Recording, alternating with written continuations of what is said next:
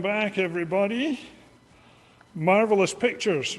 Fascinating how some people have aged and others haven't, but we'll not go into that.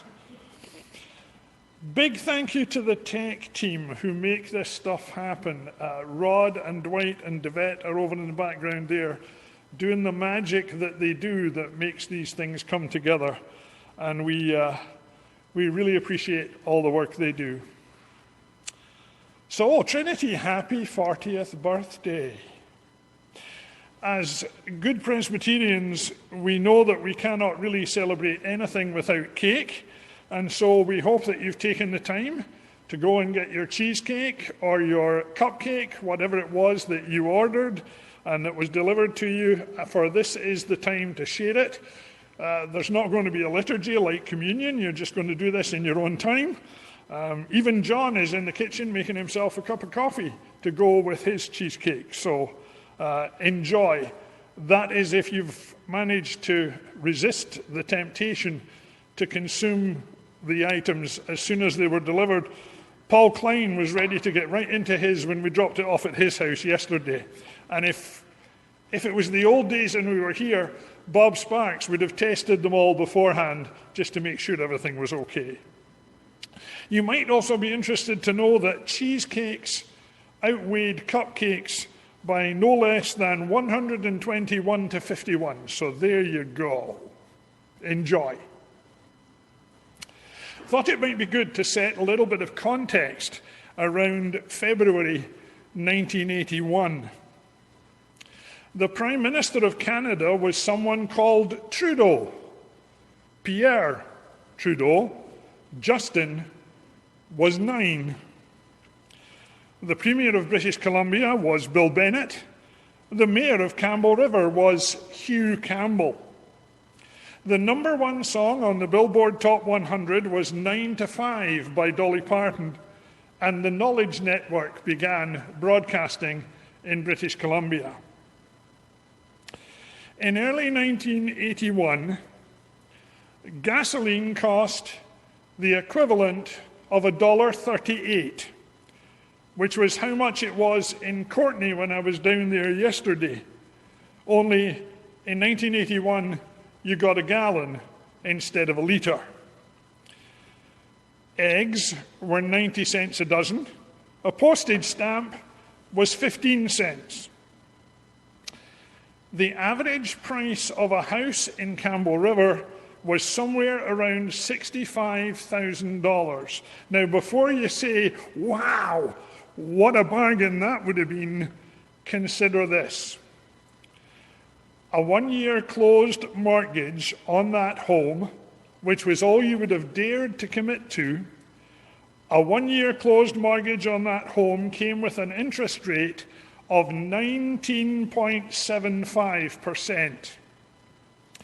Today, a 1-year closed mortgage will cost you an interest rate of 2.79%, and maybe you can talk to Keith Davidson and get a better deal than that. Quite a difference in those times. Now, to set some personal context, I've asked a few folks to answer 2 questions for me, and I hope they'll keep their answers brief and to the point, and I'm a little concerned because the first person I want to speak to isn't in the room here yet. I'm sending out an SOS to see if we can find John. I thought I was just here somewhere. Just reflect among yourselves for a moment till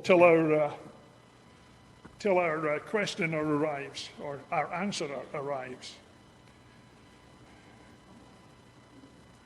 Has he gone home? No, I'm right here. He's logged in there. Okay, so I can ask him from here and he'll answer from there. Good. So, John Green, where were you and what were you doing in February 1981?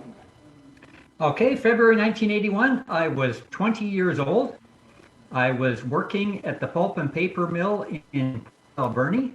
I don't think he's on. And I had been dating Sherry for a whole year by that point. And I had recently returned back to church, and I was working through questions of faith. I had no idea at that time that I would end up in ministry. Well, thank you, John. The next person to whom I would like to ask those two questions, where were you and what were you doing in 1981, is Helen Garson. Helen. So in 1981, I was living in Gold River with my husband. We had emigrated from the great metropolis of Manchester in England in 1976 to a village of a population of about 2,000, and we were the doctors there. So what was I doing? I was probably running around after my two small children of 3 and 5 who would have been playing in the snow. So we tended to get a lot of snow then in Gold River, and a couple of winters we got as much as 4 feet. The other thing I might have been doing was heading down to the clinic to see a patient if my husband was already in an ambulance with a patient on his way to Campbell River. And next on the list, Dan Dwyer. Dan, where were you and what were you doing in February 1981? Good morning. Linda and I were pursuing careers and living in Dawson Creek, British Columbia. I was a district conservation officer and Linda was a teacher at the local high school. Lynn would likely have been doing schoolwork. I would have likely been working on the weekend out checking hunters or on our trappers on by Skidoo. And our only child at the time was the Buster, the wonder dog, the greatest dog that ever lived.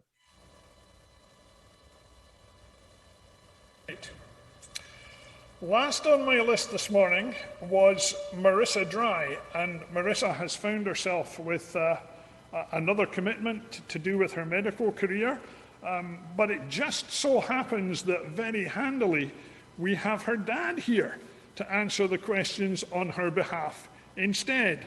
So Devet, tell us what Marissa was doing and where you were in February 1981.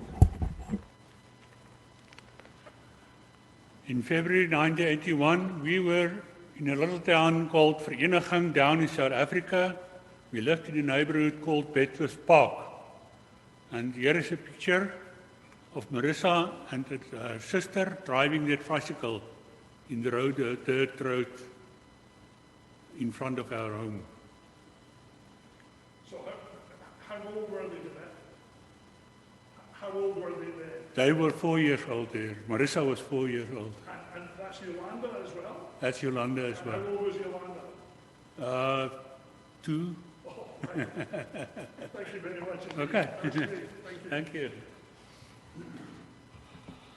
So Marissa, who's a doctor in the community here, was 4, and Yolanda, who's led you in worship from South Africa, she was 2 back in 1981. That was great. Thanks, everyone.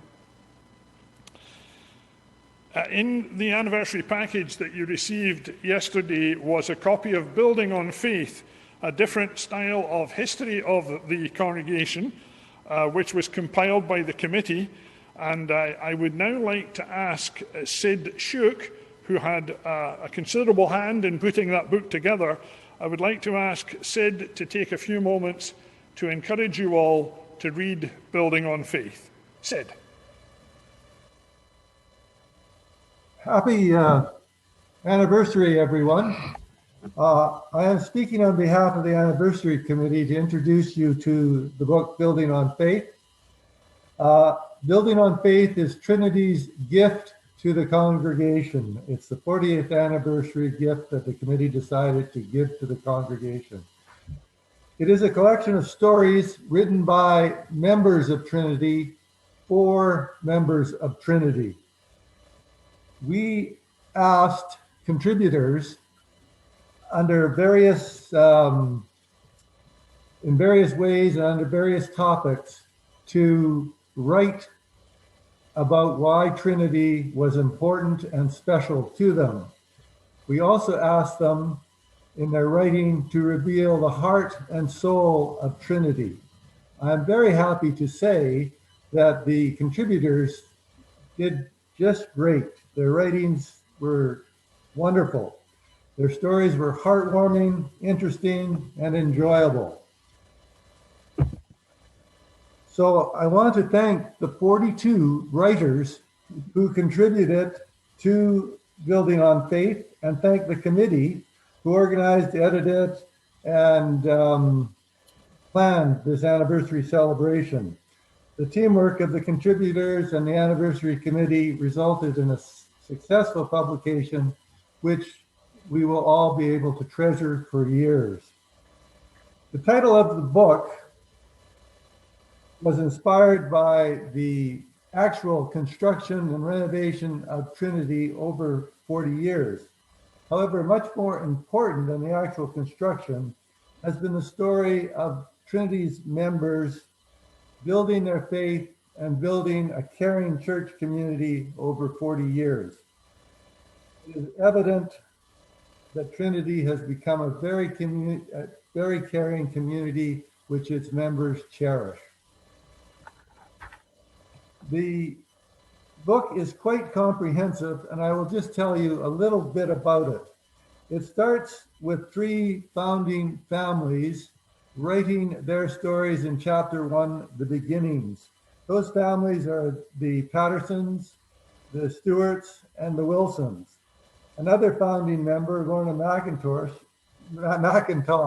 reflects in a later chapter about her great journey, about how faith and caring bonded the spirit of Trinity into becoming her church family.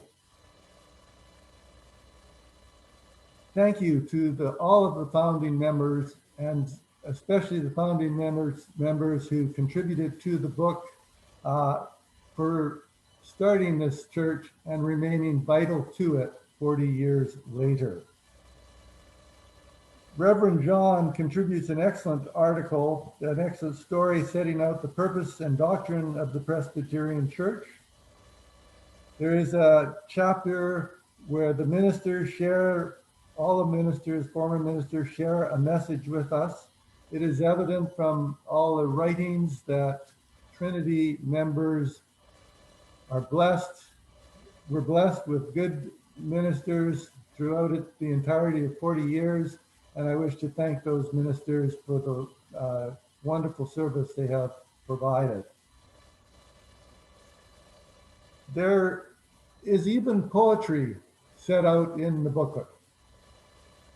In Jane Anderson's article on Ladies Morning Out, she includes a poem by Gwen Langell. It is a wonderful poem which catches the spirit of the ladies' morning out. We hope that there is a story that will interest everyone, that there's something for everyone in the booklet.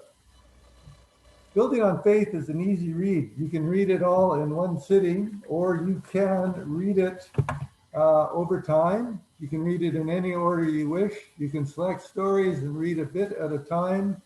Our committee does encourage you to read the book now and in the future. It is intended as a benchmark to trigger memories, fond memories of the last 40 years.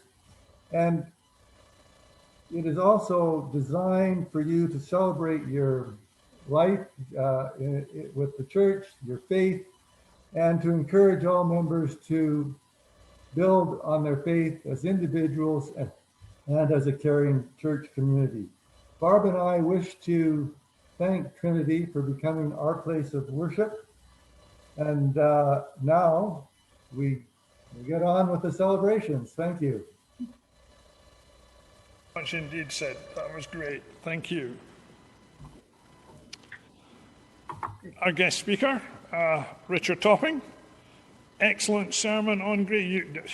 Richard, you need never be intimidated by the number of ministers there happen to be around. You did an absolutely fabulous job. Thank you. That was wonderful. I invite you now to bring anniversary greetings to us, and maybe just you could start by telling us where you were and what you were doing in February 1981. Richard. Thank you very much.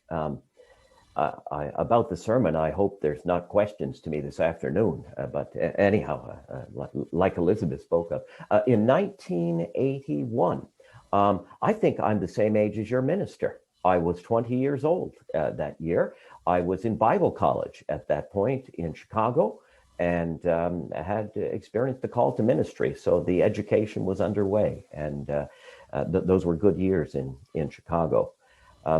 As I listen to you today, especially before the service, when you're all visiting with one another, there's such vibrancy in your congregation. You're friends with each other. And then as we were watching the slides, and it was nice that there wasn't a lot of commentary. There was just the slides, and watching your faces light up as you saw your place in the history of this wonderful congregation over the period of 40 years. I like that 40 years is quite a time. It's one of the few times I've ever spoken at a congregational anniversary where I'm older than the church. So that was new for me. The other thing that really strikes me about your church was just listening to the book that's been published called Building on Faith, and hearing there that there are stories from founding families, that there is a kind of retrospective about God's faithfulness in the past to you all, and the role that you have all played in the congregation that you have at the time. As I was listening to the previous speaker talk about building on faith, what came to mind immediately for me was Hebrews chapter 11, which is a whole list of God's faithful people through time. And I thought, well, they have their own Hebrews chapter 11 right there at Trinity Presbyterian Church.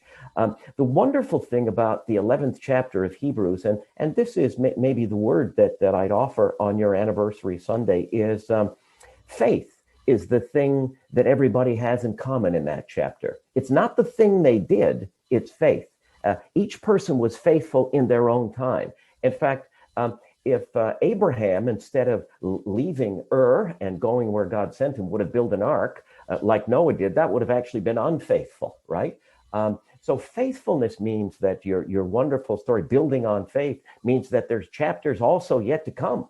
Someone else will add more to the story as their life unfolds in that wonderful place where you are in Campbell River. So I think the word is God has been faithful in the past, but faithfulness has to do with our living faithfully to God in the circumstances we're in right now, and not simply repeating the past. It would be interesting to build an ark, would probably get you some attention in the neighborhood, but might not be useful just now to where God is calling you all. So as you listen to where God is calling you for the moment, it's important not to imitate what other people's did, but to imitate their faith in your time to do the thing that God is calling you to. I also heard, my ears always perk up in the pre-service conversation, that you said your congregation is growing.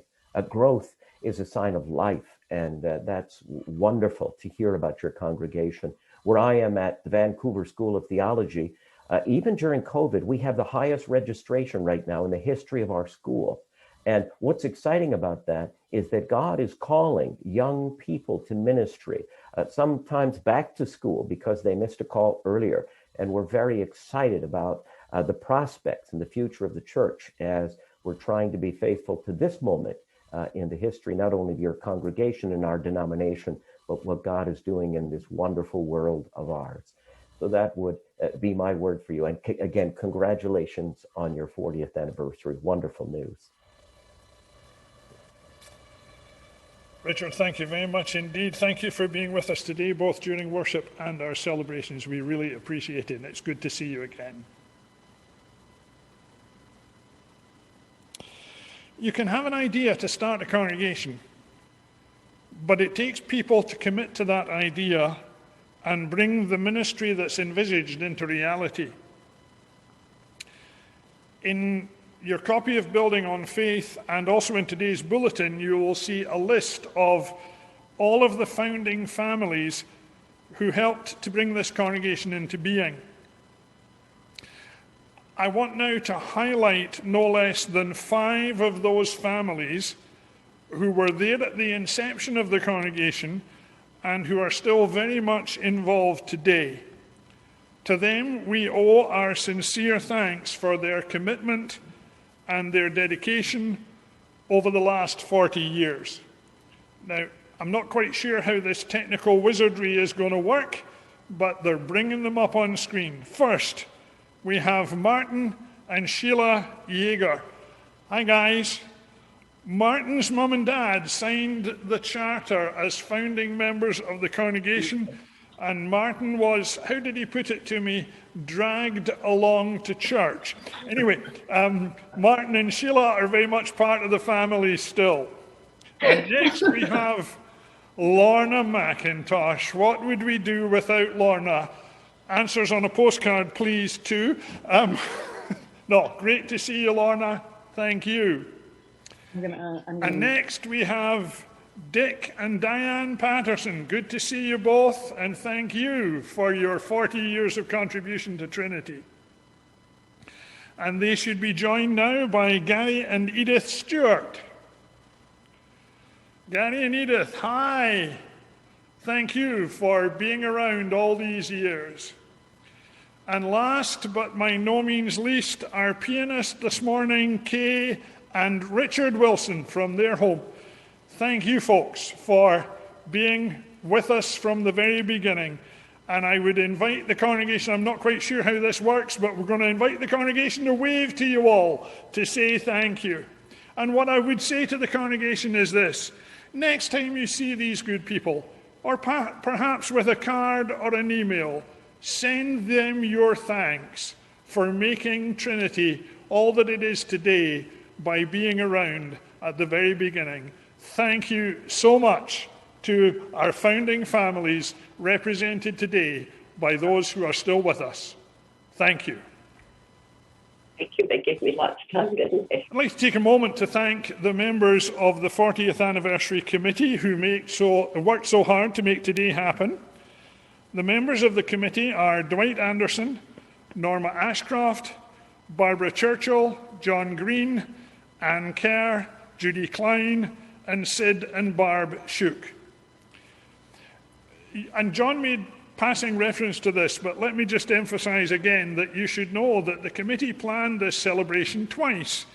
We started work in September 2019, pre-virus, and we had plans for great events on Saturday night and Sunday morning, a catered banquet and all the entertainment that would go with that. We had a caterer booked and even a menu chosen. And then all of a sudden, all of that had to be cancelled and rethought, and some very creative thinking brought us to today and to the anniversary package we received and to all that has unfolded. And so my thanks to all those good people on the committee who worked so very hard.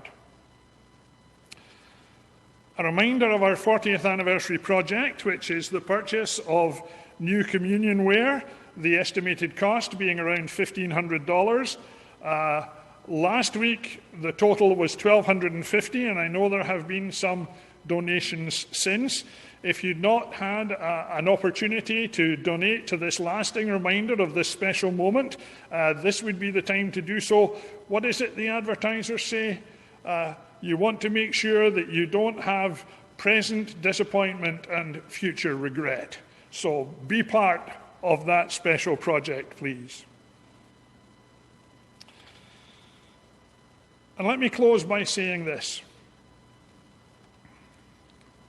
A wise man once said that we're all on a journey from who we are to who we ought to be. And this congregation, this church family, this community of faith provides a weekly waypoint on that journey where we are nurtured and nourished and encouraged, where we can recharge our batteries or recalibrate our compass or whatever image you wish to use for that continuing journey. And for that, we give God thanks and praise and glory as we seek his continued inspiration and guidance for the next 40 years. Trinity Congregation, happy 40th birthday. And with that, I would ask John Green to close with a blessing, please. Thank you, Robert. And I think you neglected to mention yourself on the anniversary committee. So thank you also to Robert, who convened the committee and kept us organized and on track. Thank you very much, Robert, for your leadership in all of this. I want to end with a blessing that is very familiar to our congregation. The Lord bless you and keep you. The Lord make his face shine upon you and be gracious unto you. The Lord lift up his countenance upon you and give you peace. Amen.